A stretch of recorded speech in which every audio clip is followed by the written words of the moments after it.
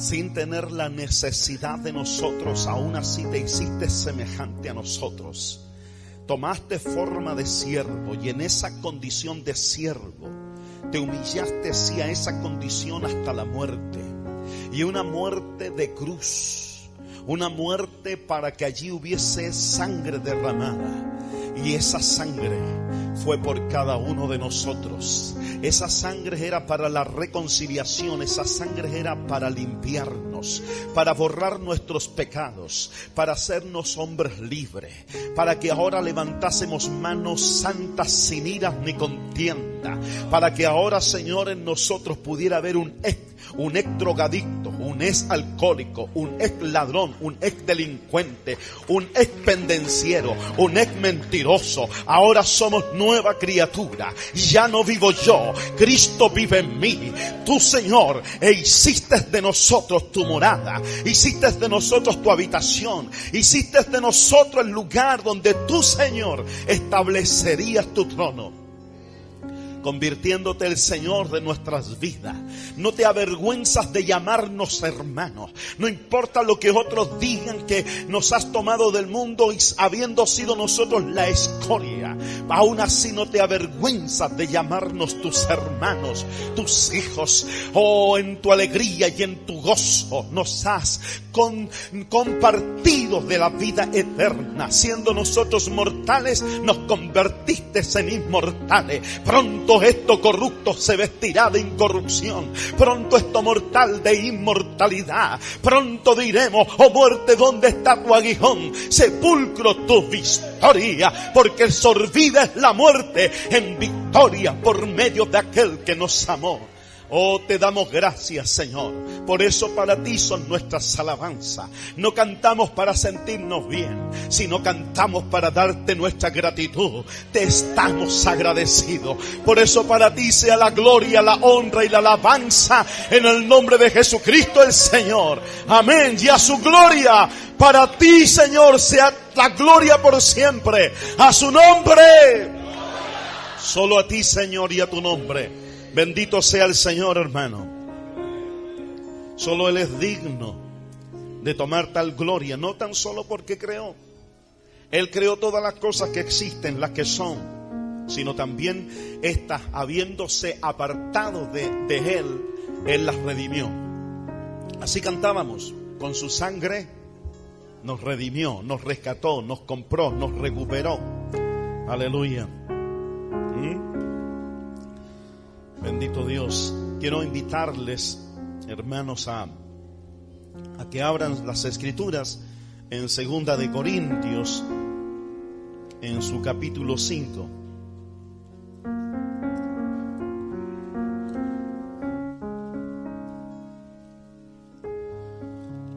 Segunda de Corintios, en su capítulo 5.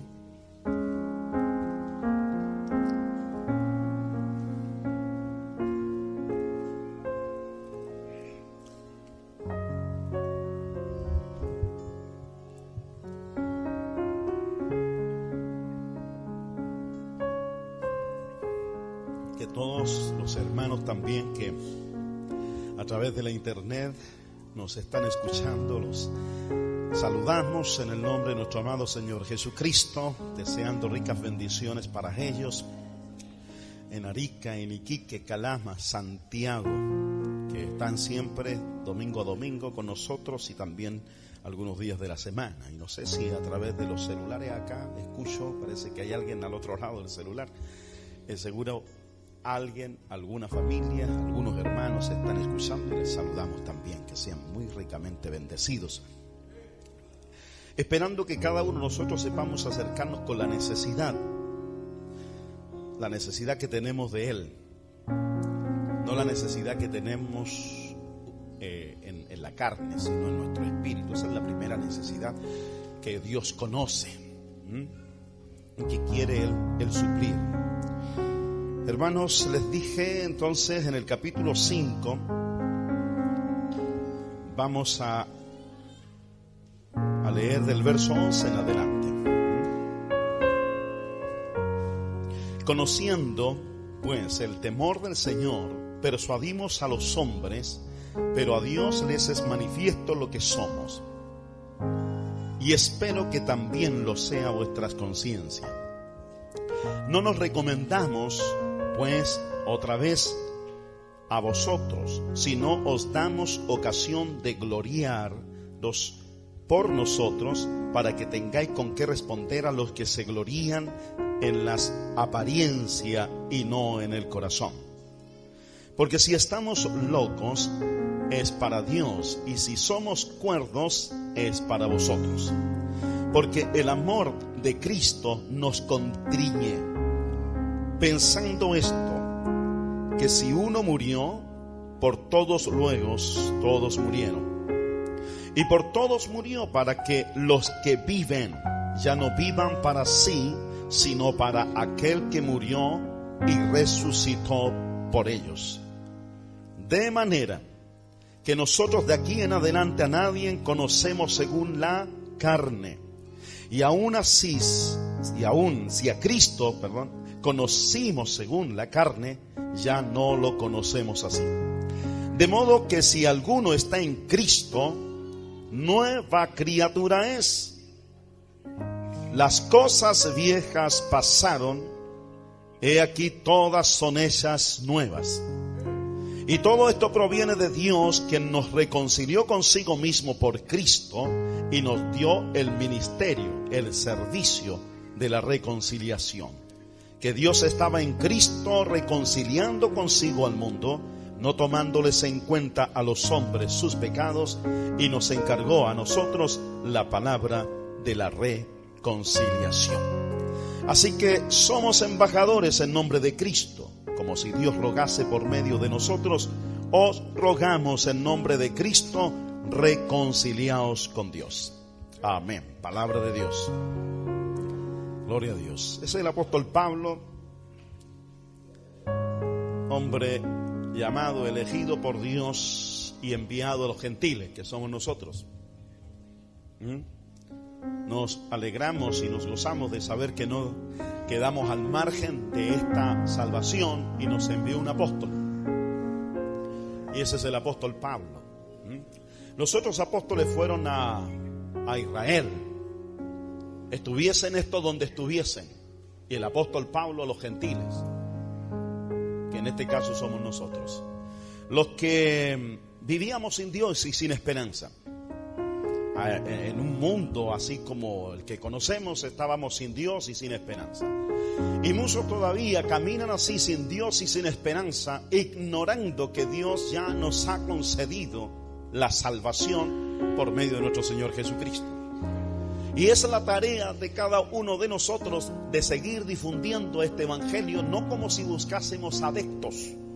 No somos proselitistas como si estuviésemos buscando que gente se nos añada simplemente por cumplir un número de personas y ser una masa gigante, sino más bien estamos allí para que sean llamados los que son ovejas de Dios. El mismo Cristo dijo que Él como pastor ponía la vida por sus ovejas. Es decir, Jesucristo no murió a la suerte de los que creerían, sino que dio la vida por sus ovejas. La Escritura dice, cuando a Jesús le dijeron: maestro, a los fariseos no les gustó tus palabras, se anduvieron sintiendo mal, se enojaron porque tus palabras son duras. Y él mismo dijo: toda planta que no plantó mi Padre será arrancada. Así que por lo tanto él no estaba preocupado de toda planta, sino tan solo de aquellas que Dios había plantado.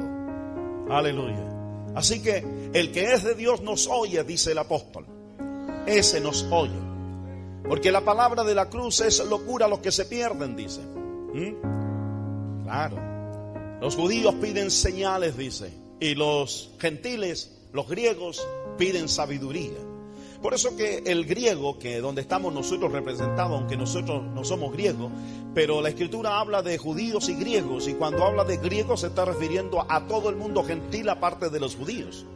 Así que los judíos, que estaban acostumbrados siempre a ver señales, exigían señales para creer que allí estaba Dios operando y accionando. Nos recordamos aquellos días de Josué, cuando el mismo pueblo dijo: bueno, te obedeceremos en todo, iremos, pero solo te pedimos una cosa, que así como Dios estuvo con Moisés, también Dios esté contigo, dando a entender: haz señales y maravillas delante de nosotros y verás que te vamos a obedecer y te vamos a seguir. Mientras no hayan señales, mientras no hayan maravillas, mientras no hagas milagro, mientras no ocurran cosas como un mar rojo que se abrió y viene maná del cielo y codornices del mar y todos esos milagros, una roca de donde brota agua y sacia nuestra sed, una cosa así le estaban pidiendo: mientras no haya milagro, no iremos contigo, no te obedeceremos. Pero si hay milagro, si hay maravilla, si hay poder de Dios manifestado, entonces nosotros te seguiremos. Y Josué, ¿qué es lo que hizo? Josué dijo: cuando pase delante de ti el arca, y cuando las veas pasar, entonces tú ve tras ella. Y allí pasaron los levitas, los sacerdotes, con el arca sobre sus hombros, se pararon en medio del río, se secó el río y hubo un milagro delante del pueblo de Israel. Y vieron que un río se secó y pasaron en seco sin pasar por embarcación alguna, sin tener que haber un puente. El río se secó y todo el pueblo pasó al otro lado del río sin haber mojado sus pies. Vieron un milagro, lo que ellos siguieron, lo que ellos pidieron. Entonces dijeron: oh, Dios está con este hombre, oh, Dios está manifestando su poder otra vez. Ellos querían ver siempre milagros, señales. El griego no está diciendo: oye, hace un milagro delante de mis ojos. El gentil no está pidiendo milagros, sino que pide sabiduría. O sea, convénceme por las explicaciones, las ciencias, la razón. Quiere explicaciones, y tiene miles de preguntas. Por eso que Dios nunca se ha manifestado a los científicos. Dios eligió a hombres del vulgo. Dios eligió a un Pedro, lo sacó de la embarcación para hablar con él. Un hombre embrutecido para hablar, un hombre que no era sabio ni muy inteligente, estaba dedicado solamente a la pesca porque no le dio para otra cosa seguramente, y se dedicó solamente a eso, a ser un remendero de redes y luego lanzarse a la mar y pescar y traer los peces, venderlo y así ganarse la vida. Dios eligió a hombres así, que incluso la historia después reconoce que Pedro era un hombre del vulgo, pero después le dieron tanta sabiduría. Con la excelencia de palabra hablando Pedro, como escribe en su carta: elegidos según la presencia de Dios en santificación del Espíritu, para ser rociados por la sangre de Jesucristo. Así escribe después Pedro, como un hombre erudito, sabio, inteligente. Lo que hace Dios, exige sabiduría y razones. Y si Dios se hubiese reunido a unos 2000 científicos como están reunidos hoy allá en Europa, 2000 científicos para poder comprobar que hubo un Big Bang, y ahí están esos 2000 científicos sin haberle pedido la opinión del resto del mundo, no importa si este planeta se destruye o no se destruye, la idea es que ellos salgan con la suya de poder comprobar. Nosotros no necesitamos prueba alguna. Dios creó todas estas cosas. Amén. Bien. Si Dios se hubiese aparecido a los científicos para decirle: científico, aquí estoy, yo soy Dios. Hasta el día de hoy los científicos le están haciendo preguntas. Miles de preguntas. ¿Cuándo naciste? ¿De dónde vienes tú? ¿Quién te creó? ¿De qué materia estás compuesta? ¿Tienes un corazón como el nuestro? ¿Tienes pies, tienes manos, tienes ojos? Miles de preguntas, y tú no has hecho nunca una pregunta a tu Padre. ¿Ve? Sabemos que Dios es real. Y no hemos hecho preguntas ni dónde está, ni cómo lo hizo, sino creemos. Ellos habrían estado haciendo miles y miles de preguntas, razón tras razón. Respóndenos a todos este cuestionamiento. Quisiéramos estudiarte y saber quién eres. La ciencia todo lo sacrifica. Si encuentra un extraterrestre, por así decir, lo aniquila para estudiarlo por dentro. La ciencia todo lo destruye por amor a la ciencia, al conocimiento. Todo lo indaga, todo lo está indagando. Los griegos piden sabiduría, razón, explícame esto y esto otro. Por eso dice la palabra de Dios que la palabra de la cruz es locura para los que se pierden. Pero a nosotros, a todos nosotros, es poder de Dios. Poder de Dios. Y tantos judíos que piden señal y tantos griegos que piden sabiduría, Dios ha mostrado su poder y su sabiduría. Griegos, gentiles quieren conocer la sabiduría de Dios. Cristo, sabiduría de Dios. Judíos quieren conocer el poder de Dios y un milagro de Dios. Cristo, poder de Dios. Así está escrito en 1 Corintios que Cristo es sabiduría de Dios y poder de Dios. Por eso Pablo dice: no me avergüenzo de este evangelio, porque es poder de Dios para todo aquel que cree. Poder de salvación para el hombre que cree. Poder de Dios para hacer un cambio radical en nuestras vidas. Somos nosotros el testimonio mismo, el testimonio vivo de un cambio radical, de ex-drogadictos, de haber estado metido, sumido en el alcohol, de haber estado esclavizado, de pornografía, de inmundicia y de cuanta cosa contaminó nuestras vidas desde pequeño con el descuido de nuestros padres, sin que supieran lo que estaba ocurriendo con nuestras vidas, sin habernos brindado el amor que necesita cada persona. El amor no está en traer pan a la casa, el amor no está con simplemente conseguir un trabajo y dedicarse a darle lo que necesita el niño. Amor es más que eso. El amor es un sacrificio. El amor es entender, el amor es no perjudicar. Si un padre y una madre aman a un hijo, estos nunca beberían alcohol, estos nunca se drogarían, estos nunca pelearían. Si tú quieres amar a tus hijos, que ellos no vean la maldad de tu corazón peleando frente a ellos. Ese es el amor. Oh, ese amor estuvo ausente de nuestras vidas. Y terminamos encontrándonos que lo que más precioso era para nosotros, nuestros padres, terminaron perjudicando nuestra inocencia y pureza de niño, porque no vimos la santidad que mi alma y mi espíritu pedía, y no vimos la paz y lo apacible que debe ser la voz de un padre y de una madre para con nosotros. Vimos la histeria, se vieron tantas cosas, hermanos, y por lo tanto hoy día vemos a un mundo descarriado, porque si no creen a sus padres, menos creerán a la policía, menos creerán a la justicia. Antes que la justicia sea creída, tiene que ser creído un padre. Antes que la policía y lo que representan el orden público, primero tiene que ser creído un padre.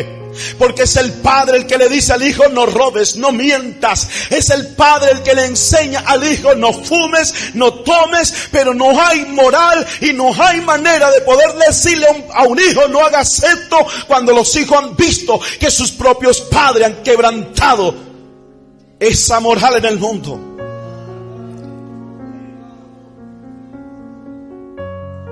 Y quedamos a la deriva. Y aprendimos a mentir y a dejar de ser sinceros. Y no pudimos ser sinceros con nuestros padres. Y no pudimos decir la verdad a nuestros padres. Y no pudimos acercarnos a nuestros padres para decirles lo que nos estaba sucediendo.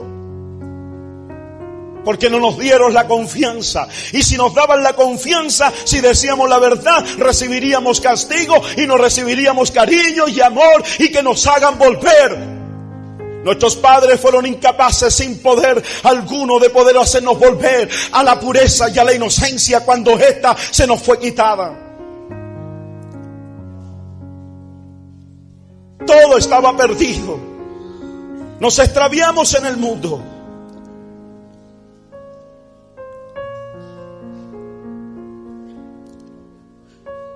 Ni la policía, ni la justicia, ni abogado, ni por mucho que sepan las leyes de esta nación, y ni por muchas cárceles que han podido rehabilitar a un delincuente. No ha habido algún lugar que ha rehabilitado por completo la vida de una persona. Pero he aquí, Dios estaba en Cristo, reconciliando consigo al mundo. Dios estaba en un hombre que se hizo igual a ti. Él era el Verbo, por medio de Él se hicieron todas las cosas. Todo lo que existe se hizo por medio de aquel que se hizo hombre. Para Dios no había nada imposible y Él es el Todopoderoso. Y Él puede hacer volver tu vida a la inocencia y a la ingenuidad. Y volvernos convertir en hombres limpios y puros, honestos. Una vez más nos visitaría la inocencia en nuestras vidas. Eso era imposible, pero llegó el que tiene el poder de hacernos renacer. Llegó aquel que tiene el poder para decir: de aquí en adelante.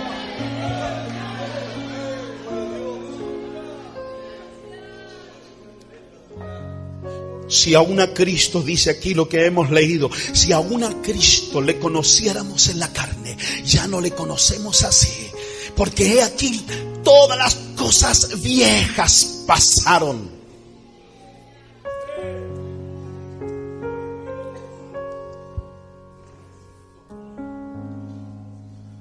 Somos nueva criatura.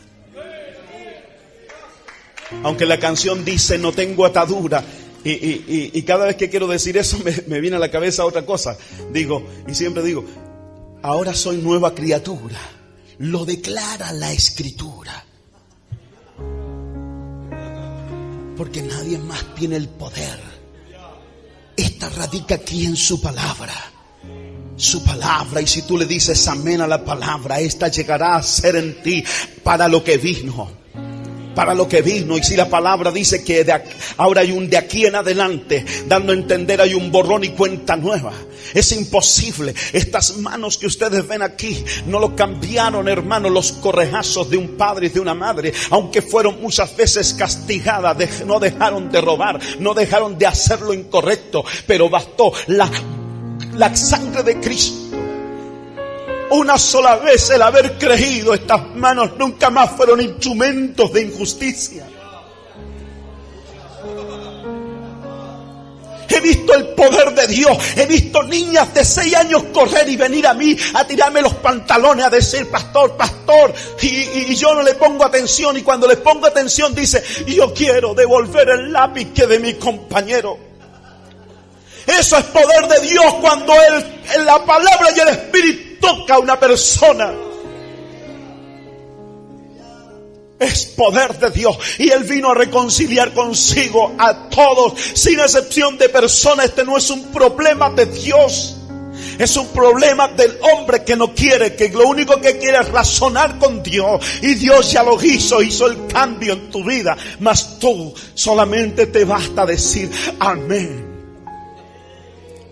Dile amén a la palabra y verás cómo sucede el cambio radical en tu vida.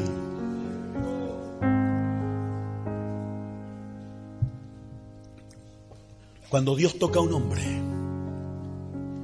este nunca más vuelve a ser el mismo. Nunca más. Desde que Dios tocó mi vida, nunca más le mentí a mi madre.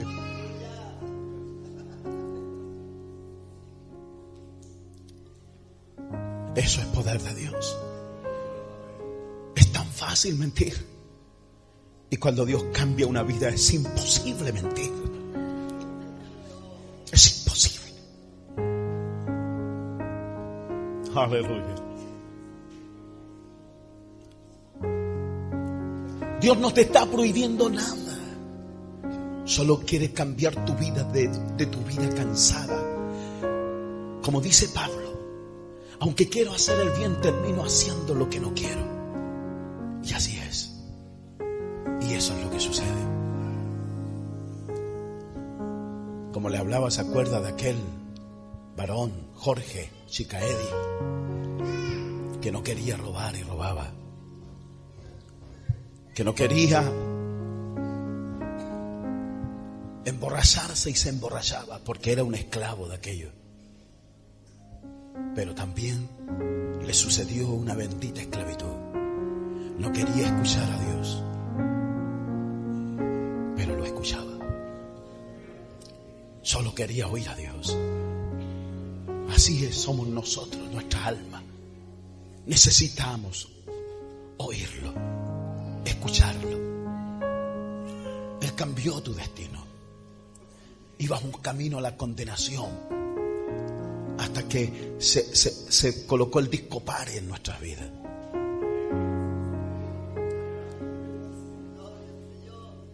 Y nos señaló un camino que nunca habíamos andado. Un camino que nunca nos mostraron nuestros padres, aunque nuestros padres quisieron lo mejor para nosotros.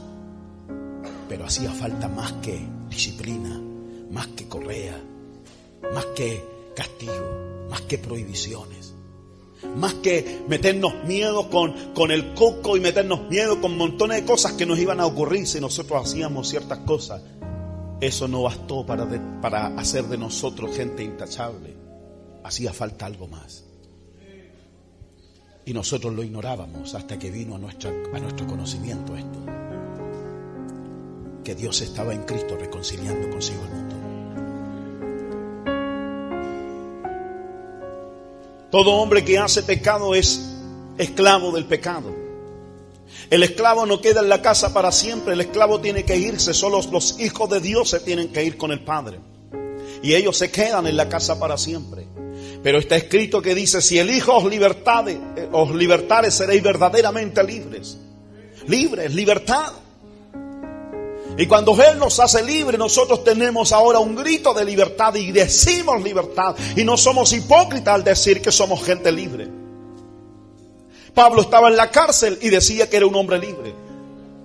Él estaba en la cárcel y alentaba a los que estaban fuera de la cárcel. Él estaba en la cárcel y no necesitaba visita para que lo consolaran y le dijeran: Pablo, ten esperanza que algún día Dios estará libre. No necesitaba tales palabras porque él se sentía libre. Él decía que la palabra no estaba presa. Y él desde la cárcel les decía a los demás: estén orando para que Dios abra puertas a la palabra. Con tanta fe pedía la oración para que la palabra alcanzase a los que estaban lejos. Y escribía diciéndole: no te avergüences de dar testimonio de Jesucristo y de mí. No te avergüences de tu Señor que murió en la cruz como un malhechor, ni te avergüences de tu apóstol, maestro que te enseña y que está en la cárcel.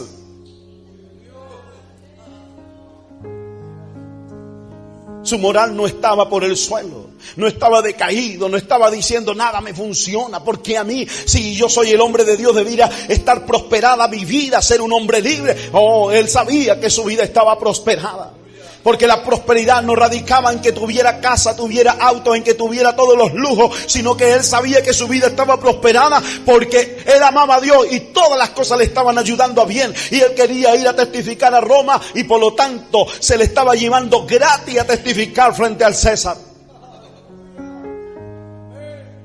Y mientras estaba en la cárcel le predicaba a los pretorianos y le predicaba a los carceleros y les predicaba, hermano, entró con la palabra a los carceleros. Él no tuvo que ir a un palacio, pero un rey le fue a visitar a la cárcel.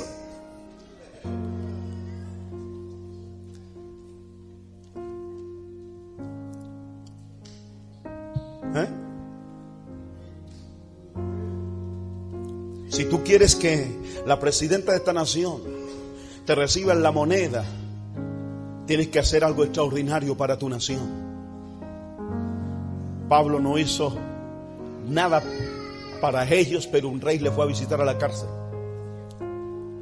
Y él le predicó y él lo único que quería, que la palabra llegase a los corazones y que llegase a las personas. Y Dios le prosperó aquello.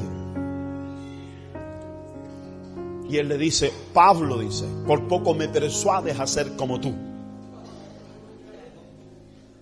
¿Cómo será que el hombre con una investidura tal llegó a sentir seguramente algo, alguna emoción, escalofrío? Lo que este hombre me está diciendo, algo está pasando en mí, diría este hombre. Oye, Pablo dice: por poco me persuades a ser como tú.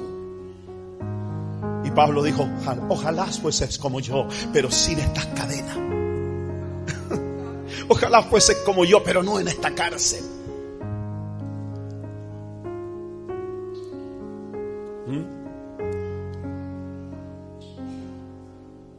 Su sangre nos redimió, nos hizo libre.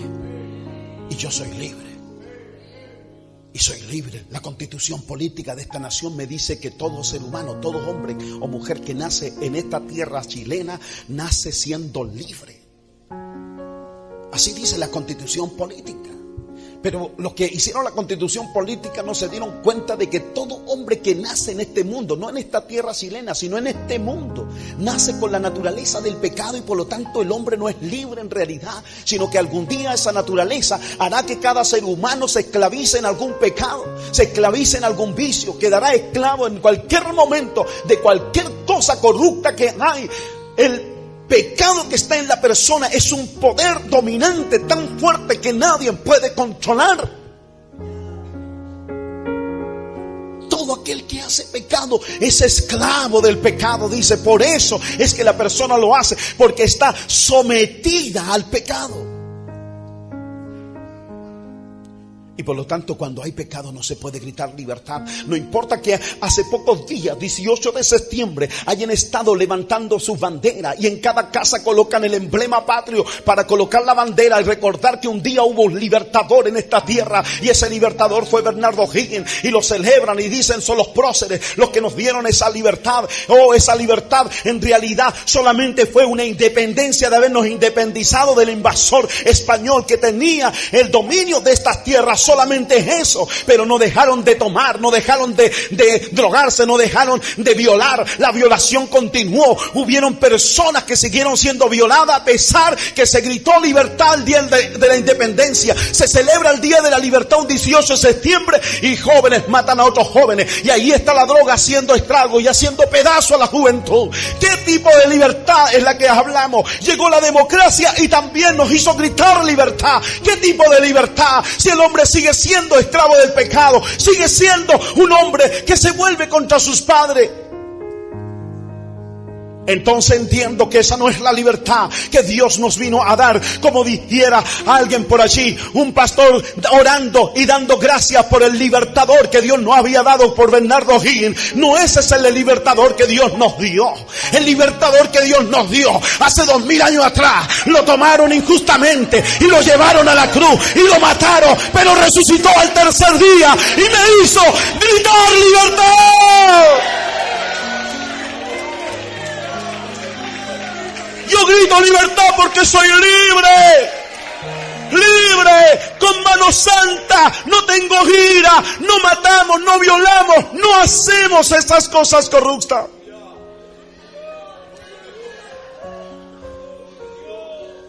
Mis manos son sinceras cuando abrazo y acaricio a mis hijos. Mis palabras, mi boca no dice mentira cuando le digo que los quiero.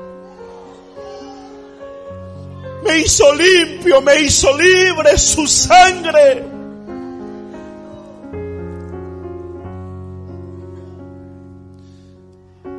Yo era enemigo de Dios y me constituyó en su amigo.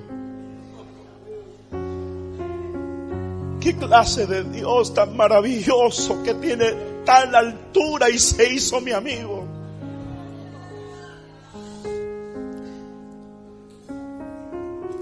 Un rey tiene por amigo a otro rey. Un abogado tiene por amigo a otro abogado. Un médico tiene por amigo a otro médico. Un rico tiene por amigo a otro rico. Y Dios, que es Dios y está por encima de todos ellos, me tiene a mí por amigo, te tiene a ti por amigo, nos constituyó a nosotros por amigos. Y Él dijo: este es el amor, cuando uno da la vida por sus amigos. Y Él dio la vida por ti, Él dio la vida por ti, porque somos sus amigos. Pero Él sabía que como amigos, en la condición en la que estábamos, no podíamos entrar a sus moradas. Pero si nos lavábamos y nos limpiábamos, sí. Y entonces derramó su sangre. Y por medio de ella nos lavó y nos limpió. Íbamos camino a la condenación, hoy a la salvación. Camino al infierno y hoy al cielo. Eso es poder de Dios.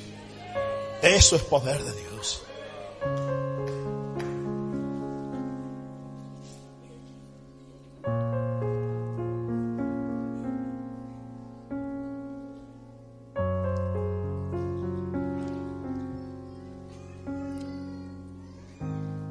¿Recuerdan ustedes cuando les hablaba que en cierta oportunidad,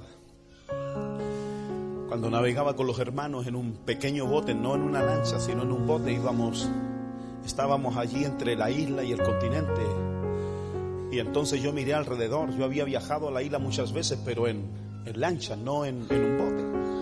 Y ahí estábamos en un pequeño bote y yo miré alrededor y vi tantos océanos. Y cuando vi que el océano era demasiado grande, me dio un miedo, me dio temor. Estábamos dependiendo de una pequeña cosa en la que flotaba. Y entonces dije: Señor, parecemos un corzo, así, esa fue mi expresión, un corzo en medio de este océano. Y el Espíritu me responde, dice: es verdad, ustedes son como un corzo en medio de un inmenso océano, pero este océano es una gota de agua en mi mano, dando a entender que yo soy más grande que este océano. Yo soy más grande que tu problema. Yo soy más grande que lo que te asusta y que lo que te da miedo.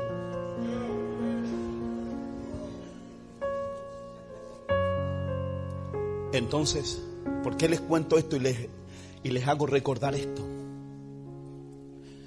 Porque ayer, mientras habíamos terminado el tema hacia las hermanas, yo recibí un llamado telefónico.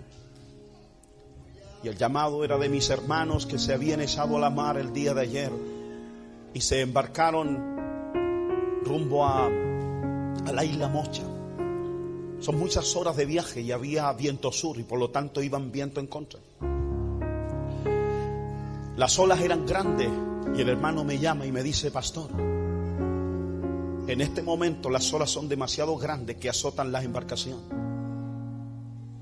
Pero yo les recordé el mensaje del corzo en medio del océano. Y los junté a todos y les prediqué esa palabra. Y les dije que aunque las olas y este océano eran demasiado grandes, este océano era una gota de agua en la mano de Dios. Y les prediqué diciendo que así también la vida de Cristo, la vida que nos ha dado, es más grande que la muerte. Por si es que la muerte los alcanzase, les predicaba diciendo: aún la vida es más grande que la muerte.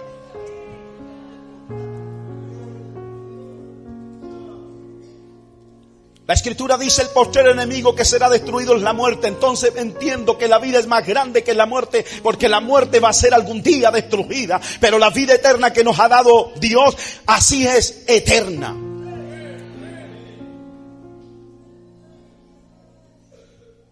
Solo le confirmé, no le dije nada ni lo alenté con nada, solamente escuché. A la 1:30 de la mañana, estando yo tan cansado, me fui a dormir temprano y a la 1:30 sonó el teléfono. Y al contestar, él me dice, el mismo hermano me dice: pastor, se hunde la embarcación y nosotros estamos saltando a la panga.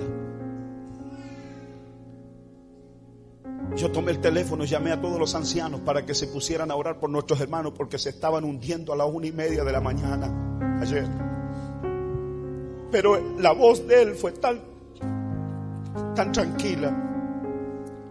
Nos estamos hundiendo y estamos todos saltando a la panga. Si una lancha tan grande no puede soportar los vientos y esas olas, ¿qué va a soportar la panga?, dije yo. Y le dije: mira, hermano, la palabra que tú le declaraste a los hermanos, yo te la confirmo y te digo amén a esa palabra. Que el océano no es nada en la mano de Dios. Y que la vida es más grande que la muerte. Amén, me dijo, amén, así lo dijo, pero con unas ganas. Y pusimos a orar para que Dios los socorriera.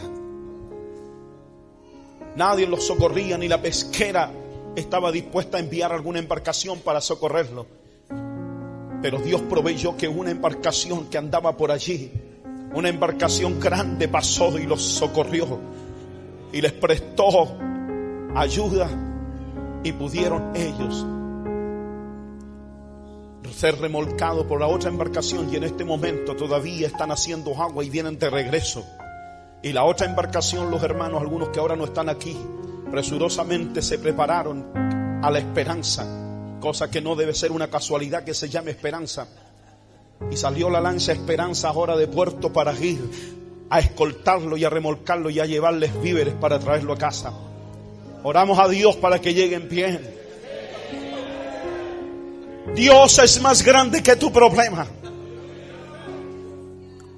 Y si tú tienes a Cristo en tu vida, la vida de Cristo es más grande que aún la muerte. Y está la promesa de que esta es la voluntad del Padre, que todo aquel que ve al Hijo y cree en Él tenga vida eterna, y yo le resucitaré en el día postrero. Aunque la muerte está por amenazarte, y aunque la muerte algún día te alcance, Él tiene el poder de resucitarnos en el día postrero, y así será, porque la vida es más grande que la muerte, y la muerte algún día será destruida, pero la vida, hermano, en nosotros algún día hará que nos burlemos de la muerte, diciendo: oh muerte, ¿dónde está tu aguijón? Aguijón, oh sepulcro, ¿dónde está tu victoria? Porque sorbida es la muerte en victoria, en la victoria de un Cristo resucitado. Y no tan solo Él resucitó, sino que nos dio el poder a nosotros también de resucitar de entre los muertos. Aleluya. Nuestra alegría no es tan solo en un culto de avivamiento.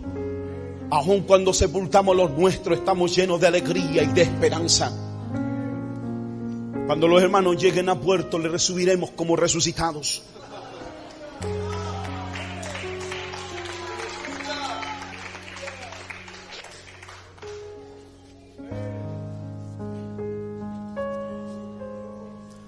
Porque Dios es el que dice la última palabra. Recuerdo aquella vez que también salimos de la isla. Nos han pasado hartas cosas y salimos de la isla en una embarcación pequeña. Y las olas eran demasiado grandes. El que conducía el bote fuera a borda, un hermano que iba con nosotros, que es José Núñez, que estaba ahí en la embarcación, que él es patrón de lancha. Él llegó a decir: deben tener 8 metros las olas. Con eso no me alentaba para nada, al contrario. Nos asustaba porque las olas eran demasiado grandes. Más allá, dice, se va a calmar. No se calmó nunca. Desde la isla hasta llegar a Punta Lavapiés nunca se calmó, y las olas eran inmensas. Y una de las cosas que allí también dije: nadie se va a llevar la gloria. Si muero, no se la va a llevar ni la muerte, ni el diablo, ni nadie. El único que determina cuando yo muero es Dios. Y entonces allí me puse a adorar y a alabar a Dios.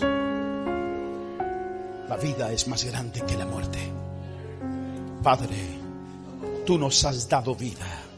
Padre, tú nos has hecho la promesa de vida eterna. Padre, tú nos has dado la paz, y no como el mundo la da. Tú nos has dado la paz que estaba en Cristo. Del Cristo abofeteado, que tuvo paz. Del Cristo injuriado y tuvo paz. Del Cristo, Señor, que estuvo frente a Pilato acusado injustamente y tuvo paz. Y lo llevaron hacia el Gólgota con la cruz en los hombros, pero tenía paz. Y se cayó al suelo con la cruz en sus hombros y tuvo paz. Y fue levantado en esa cruz con unos clavos, oh Señor, enormes, que pusieron en sus manos y en sus pies, y tuvo paz. Y siempre tuvo paz. Y esa paz nos has dado a nosotros. La paz del Cristo que muere, oh, perdonando a los que lo están condenando. Esa es la paz que tú nos has dado. Señor, que todos mis hermanos digan amén a esa paz que nos has dado. La paz os dejo, mi paz os doy. Y yo digo amén a esa paz, y digo amén a esa palabra. Señor, a tu nombre damos gloria, y encomiendo a tus hijos a tu palabra y a tu espíritu. Y que tu pueblo, Señor, adore tu nombre como tú eres digno de ser adorado, en el nombre de Jesucristo el Señor. Y decimos a su nombre,